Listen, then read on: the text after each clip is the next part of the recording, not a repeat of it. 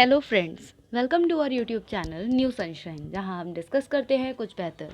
Friends, हमने जैसे कि सी टेट पेपर 1 की जो ईवीएस है हमने उसको कवर कर लिया है और अब हम स्टार्ट करने वाले हैं अपनी भूगोल के लिए, जो कि हमारे पेपर 2 जो होता है हमारा, है ना, उसमें हमारे लिए बहुत ज़्यादा यूज़फुल होने वाली है।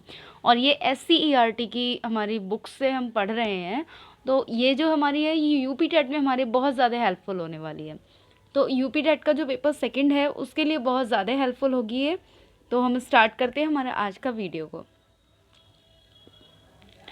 आज का वीडियो है हमारा सौर मंडल पर, कि हमारा सौर मंडल, और हम ये सारा का सारा बुक से ही पढ़ने वाले हैं, बिकॉज हमारा जो पेपर 2 है यूपी टेट का, उसमें जो भी क्वेश्चंस आते हैं वो सारे के सारे SCERT से ही आते हैं। अगर आपने SCERT को ढंग से पढ़ा हुआ है तो बाहर से कुछ भी नहीं आता, बस उनको अच्छे से एक एक पॉइंट को पढ़ने की ज़रूरत है। हालांकि ये चैप्टर्स जब हमारे सारे के सारे कंप्लीट हो जाएंगे उसके बाद आपको, जैसे सी टेट EVS का आपको जैसे पूरा बुक रिव्यू दिया था, उसी तरह से यहाँ पर भी आपको एक कंप्लीट बुक रिव्यू दिया जाएगा। ओके, तो चलिए स्टार्ट करते हैं अपना आज का चैप्टर, हमारा सौर मंडल। तो रात को जब हम छत या किसी खुले स्थान से आकाश की ओर देखते हैं तो हमें अनेक चमकती हुई आकृतियां दिखाई देती हैं। इनमें चंद्रमा एवं तारे शामिल होते हैं।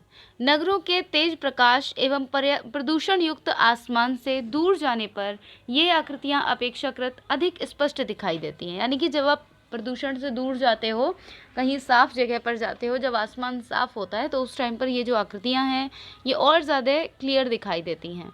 आपने सोचा तो होगा कि ये सब क्या है, इन्हें क्या कहते हैं, मतलब ये सब क्या है, इन्हें क्या कहते हैं।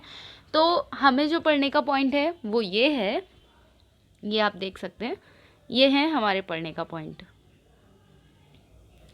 पृथ्वी से आकाश में दिखाई देने वाली सभी आकृतियां आकाशीय पिंड या खगोलीय पिंड कहलाते हैं।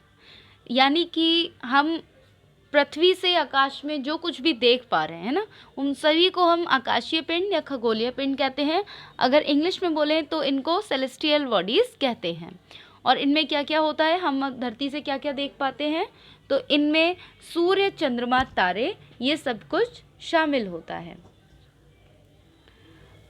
चंद्रमा युक्त रातों में एवं तारे एवं अन्य आकाशीय पिंड कम स्पष्ट दिखाई देते हैं। यानी कि जब चंद्रमा युक्त रातों में, जो चंद्रमा युक्त रातें होती हैं, उसमें तारे एवं अन्य आकाशीय पिंड कम स्पष्ट दिखाई देते हैं। सूर्य के अतिरिक्त अन्य आकाशीय पिंड दिन में क्यों नहीं दिखाई देते? जैसे सूर्य दिखाई देता है दिन में, वैसे जो और आकाशीय पिंड हैं वो क्यों नहीं दिखाई देते?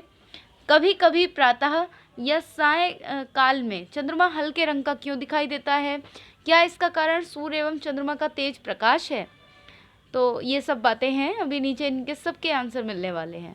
रात के आकाश में टिमटिमाती हुई आकृतियों में तारे एवं अन्य आकाशीय पिंड शामिल हैं। तारे गर्म गैसों से बने गोले हैं। तो तारे क्या होते हैं? तारे गर्म गैसों से बने गोले होते हैं। इनमें स्वयं द्वारा उत्पन्न प्रकाश एवं ऊष्मा होती है। हमारे आकाश में अरबों तारे हैं। बहुत से तारे हमसे इतने दूर हैं कि उन्हें हम बिना शक्तिशाली दूरदर्शी के नहीं देख सकते। यानी कि कुछ इतनी ज़्यादा दूर हैं हमसे कि हम उन्हें बिना टेलीस्कोप के नहीं देख सकते। हमारा सूर्य भी एक तारा होता है जो पृथ्वी के सबसे निकट है। जो सूर्य है वो भी एक तारा है, पृथ्वी के सबसे निकट है, इसलिए हमें वो और तारों से थोड़ा बड़ा दिखाई देता है। ठीक है फ्रेंड्स, आपसे ये रिक्वेस्ट है कि जहाँ पर भी अगर किसी को कुछ भी समझ नहीं आता है तो आप प्लीज़ उसको कमेंट बॉक्स में कमेंट करके पूछ सकते हैं। ठीक है, और वीडियोस को ज़्यादा से ज़्यादा अपने फ्रेंड्स में, फैमिली में शेयर कीजिए, ताकि जो भी पढ़ने वाले हैं उन तक पहुँच सके ये वीडियोस। ठीक है, रात्रि के आकाश में हमें तारों के समूह द्वारा बनाई गई विभिन्न आकृतियाँ दिखाई देती हैं। रात में तारों की बहुत सारी आकृतियाँ दिखाई देती हैं। इनको क्या बोलते हैं? तो इनको नक्षत्र मंडल बोलते हैं, कॉन्स्टेलेशन कहते हैं। खगोलविदों यानी कि एस्ट्रोनॉमर्स के अनुसार आकाश में कुल 88 नक्षत्र मंडल हैं। कुल 88 नक्षत्र मंडल हैं हमारे आकाश में। ठीक है, तो इस तरह से क्वेश्चंस बन सकते हैं कि नक्षत्र मंडल क्या है, या आकाश में कुल कितने नक्षत्र मंडल हैं। ओके, इनमें से कुछ के लिए आसानी से पहचाना जा सकता है, और ये हैं, यानी कि कुछ जो नक्षत्र मंडल हैं उनके नेम कुछ हैं, वो हैं ओरियन, अर्सा मेजर जिसको बिग बियर कहते हैं, कैनिस मेजर जिसको ग्रेट डॉग बोलते हैं, एवं स्मॉल बियर सप्तऋषि मंडल। प्राचीन काल से ही सप्तऋषि मंडल एवं ध्रुव तारे की सहायता से उत्तर दिशा का निर्धारण किया जाता रहा है। तो क्वेश्चन ये बन सकता है कि प्राचीन काल में उत्तर दिशा का निर्धारण किस तरह से किया जाता था, तो सप्तऋषि मंडल और ध्रुव तारे की सहायता से। हम लोग ध्रुव तारे के तो हम सभी लोग जानते हैं, लेकिन सप्तऋषि के द्वारा भी किया जाता है, ये बहुत कम लोग जानते हैं, तो इसका भी पता होना चाहिए। अच्छा, अब तक तो हमने बात की है कि सौरमंडल के बारे में कि सॉरी सौरमंडल नहीं, मतलब ये हमारा जो आकाश है, आकाश में जो कुछ दिखाई देता है ये सब क्या है, हमने अब तक ये देखा है। अब हम बात करेंगे हमारे सौरमंडल पर, ठीक है, कि सौरमंडल क्या है। सौरमंडल क्या होता है, तो सूर्य, 8 ग्रह, जो हमारे 8 ग्रह हैं वो, और इन ग्रहों के जो उपग्रह हैं और अन्य जो खगोलीय पिंड होते हैं जैसे क्षुद्र ग्रह है, पुच्छल तारा, उल्का पिंड, इन सब से मिलकर सौरमंडल बनता है। ये जब सब चीज़ें मिलती हैं, यानी कि सूर्य और जितने भी हमारे ग्रह हैं, उन ग्रहों के उपग्रह जो हैं और जितने भी खगोलीय पिंड हैं, पुच्छल तारा, क्षुद्र ग्रह, इन सब से मिलकर सौरमंडल बनता है। इसे सौर परिवार भी कहा जाता है, ठीक है, यानी कि सौर परिवार, क्योंकि सौर परिवार का जो मुखिया है वो कौन होता है, सूर्य। अर्थात सूर्य के इर्द गिर्द जितने भी ये आकाशीय पिंड होते हैं, चाहे वो ग्रह हो, चाहे उपग्रह हो या क्षुद्र ग्रह हो, जो भी ग्रह हो, ये सब क्या है, ये सभी सौर परिवार कहलाते हैं। और इन सब का मुखिया क्या है, सूर्य। यह हमारे सौर मंडल के केंद्र में स्थित है, हमारे सौर मंडल के केंद्र में स्थित है, ठीक है। क्या चीज़, सूर्य। सूर्य के गुरुत्वाकर्षण बल के प्रभाव के कारण सौर परिवार के अन्य सभी सदस्य सूर्य के चारों ओर परिक्रमा करते रहते हैं। यानी कि सपोज अगर ये सूर्य है, ठीक है, तो सूर्य के चारों तरफ सपोज सूर्य है, तो सूर्य के चारों तरफ जो ये गुरुत्वाकर्षण केंद्र है ना, गुरुत्वाकर्षण का जो खिंचाव है, जो प्रभाव है, उसके कारण जितने भी और ग्रह हैं, ठीक है, और ग्रह जितने भी हैं वो सब इसके चारों तरफ घूमते रहते हैं, चारों तरफ इसके परिक्रमा लगाते रहते हैं। तो हम बात कर रहे हैं सौर मंडल की, और सौर मंडल का जो मेन है, मुखिया है, वो कौन है, सूर्य। तो हम सूर्य देख लेते हैं कि सूर्य क्या है। तो सूर्य सौर मंडल के केंद्र में स्थित अत्यधिक गर्म गैसों से बना तारा है। जो सूर्य है वो सौर मंडल के केंद्र में स्थित होता है और अत्यधिक गर्म गैसों से बना एक तारा होता है, और इनमें मुख्य रूप से हाइड्रोजन और हीलियम गैसें पाई जाती हैं, ठीक है। यह बहुत बड़ा है, हमारे पृथ्वी जैसे लगभग 13 लाख गोले इसमें समा सकते हैं। यानी कि इतना ज़्यादा बड़ा है कि जितनी बड़ी हमारी पृथ्वी है उसके जितने 13 लाख गोले इसके अंदर समा सकते हैं, इतना बड़ा है सूर्य। यह समूचे सौरमंडल को ऊष्मा एवं प्रकाश प्रदान करता है। सूर्य हमारी पृथ्वी से लगभग 15 करोड़ किलोमीटर दूर स्थित है। 3 लाख किलोमीटर प्रति सेकंड की चाल से सूर्य का प्रकाश 8 मिनट 19 सेकंड में सूर्य से पृथ्वी तक पहुंचता है। तो ये क्वेश्चंस भी बन सकते हैं कि सूर्य का प्रकाश कितनी देर में पहुंचता है। तो सूर्य का प्रकाश 8 मिनट 19 सेकंड में पृथ्वी तक पहुंचता है। हमने देख लिया सूर्य को, सौरमंडल हम पढ़ रहे थे, हमने सूर्य देख लिया। अब हम बात करेंगे प्लैनेट की, ग्रह की। जो आकाशीय पिंड अपने तारे के चारों ओर निर्धारित कक्षा में चक्कर लगाते हैं उन्हें ग्रह कहते हैं। इनमें स्वयं का प्रकाश व ऊष्मा नहीं होती है, ये अपने तारे के प्रकाश से ही चमकते हैं, ठीक है। यानी कि जो तारे होते हैं ये उनके चारों ओर चक्कर लगाते हैं, मतलब इन तारे के चारों ओर चक्कर लगाने वाले को क्या कहते हैं, उसको हम कहते हैं ग्रह। और ये इनमें अपना कोई भी ऊष्मा या प्रकाश नहीं होता है, ठीक है। ये हमने देखा। जैसे हमारी पृथ्वी सूर्य के चारों ओर चक्कर लगाती है, क्योंकि सूर्य भी क्या है, एक तारा है, सबसे बड़ा तारा। किसी आकाशीय पिंड के ग्रह होने के लिए उनका आकार इतना बड़ा होना चाहिए कि गुरुत्वाकर्षण बल के प्रभाव से इनकी आकृति गोल या लगभग गोल हो तथा ये किसी अन्य ग्रह की कक्षा को ना काटते हों। मतलब कि गुरुत्वाकर्षण बल के प्रभाव से, मतलब इतना बड़ा तो ये होना ही चाहिए आकाशीय पिंड एक ग्रह होने के लिए कि गुरुत्वाकर्षण के प्रभाव के कारण इनकी आकृति या तो गोल हो या फिर लगभग गोल हो, यानी कि पूर्णतः गोल नहीं है तो लगभग गोल हो, जैसे कि हमारी पृथ्वी है ना। और हमारी पृथ्वी कैसी है, गोल नहीं है। हमारी पृथ्वी सिरों से, यानी कि नॉर्थ पोल साउथ पोल जो है, उत्तरी ध्रुव और दक्षिणी ध्रुव, यहाँ से थोड़ी सी चपटी है और मध्य से उभरी हुई है, ठीक है। इसीलिए हम इसका जो वो होता है, जो इसका आकृति होती है उसको भूआभ कहते हैं, जियोइड कहते हैं। आगे हम इसके बारे में पढ़ेंगे, ठीक है। तो लगभग गोल हो तथा ये किसी अन्य ग्रह की कक्षा को ना काटते हों। हमारे सौरमंडल में 8 ग्रह होते हैं। सूर्य से बढ़ती दूरी के अनुसार इनका क्रम है। कई बार आ जाता है सूर्य से बढ़ती दूरी के क्रम के अनुसार 5वां ग्रह कौन सा है, तीसरा ग्रह कौन सा है, तो हमें ये क्रम याद होना चाहिए। इनका जो क्रम है वो है बुध, शुक्र, पृथ्वी, मंगल, बृहस्पति, शनि, अरुण और वरुण, ठीक है। अब अगर हम इन्हें इंग्लिश में देखें, मरकरी, वीनस, अर्थ, मार्स, जुपिटर, सैटर्न, यूरेनस और नेपट्यून, ठीक है। इनको लर्न करने की ट्रिक क्या है, इनको लर्न करने की ट्रिक बहुत ही ज़्यादा इजी है। एम यानी कि मरकरी, वी मतलब वीनस, ई मतलब अर्थ, एम मतलब Mars, J means Jupiter, S means Saturn, U means Uranus and N for Neptune, ठीक है। अब इनको याद करने की एक ट्रिक बताती हूँ, ठीक है। जैसे कि M for my very efficient mother just serve us noodles. आपको ये लाइन एक याद करनी है, my very efficient mother just serve us noodles. इस लाइन को, इस सेंटेंस को आप जब याद करेंगे तो इससे आपको एक क्रम में याद हो जाएंगे, ठीक है, कि सूर्य से बढ़ती दूरी के अनुसार क्या होगा इसका क्रम, ठीक है। तो ये रहा इनका क्रम। और सौरमंडल के सभी 8 ग्रह अपनी धुरी पर लट्टू के भांति घूमते हुए सूर्य के चारों ओर चक्कर लगाते हैं। शुक्र व अरुण ग्रह को छोड़कर शेष सभी ग्रह जो होते हैं वो घड़ी की सुई की विपरीत दिशा में, यानी कि घड़ी की सुई किधर चलती है, अगर ये इस तरह से होता है तो घड़ी की सुई ऐसे ऐसे चलती है ना, इधर से इस तरह से चलती है ना घड़ी की सुई। तो किनको छोड़कर, शुक्र और अरुण, जो शुक्र और अरुण हैं वो सुई की विपरीत दिशा में चलते हैं, यानी कि सुई चलती है इधर, बट ये किधर चलते हैं, ये चलते हैं इधर, इस तरह से, मतलब उल्टी तरफ घूमते हैं, ठीक है। इन ग्रहों का अपनी धुरी पर घूमना, यानी कि जो ग्रह होते हैं जब वो अपनी धुरी पर घूमते हैं उसको बोलते हैं परिभ्रमण, परिभ्रमण रोटेशन।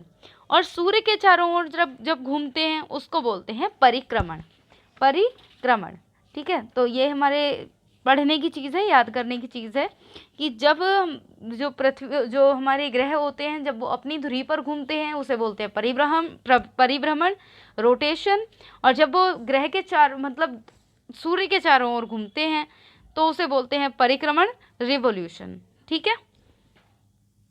और नेक्स्ट हम जब देखेंगे, हमने सौरमंडल में सूर्य को देख लिया, ग्रह देख लिए, अब हम देखते हैं पृथ्वी को। और फ्रेंड्स बहुत ज़्यादा हम एक बार में नहीं पढ़ने वाले हैं, बिल्कुल भी, हम थोड़ा थोड़ा पढ़ेंगे लेकिन समझते हुए पढ़ेंगे, ठीक है।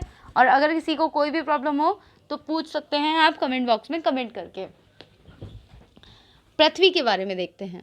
सूर्य से दूरी के क्रम में पृथ्वी का तीसरा स्थान है। देखिए बुध, शुक्र, पृथ्वी, पृथ्वी आई ना तीसरे स्थान पर। सूर्य से दूरी के क्रम में पृथ्वी तीसरा ग्रह है। आकार में यह 5वां सबसे बड़ा ग्रह है।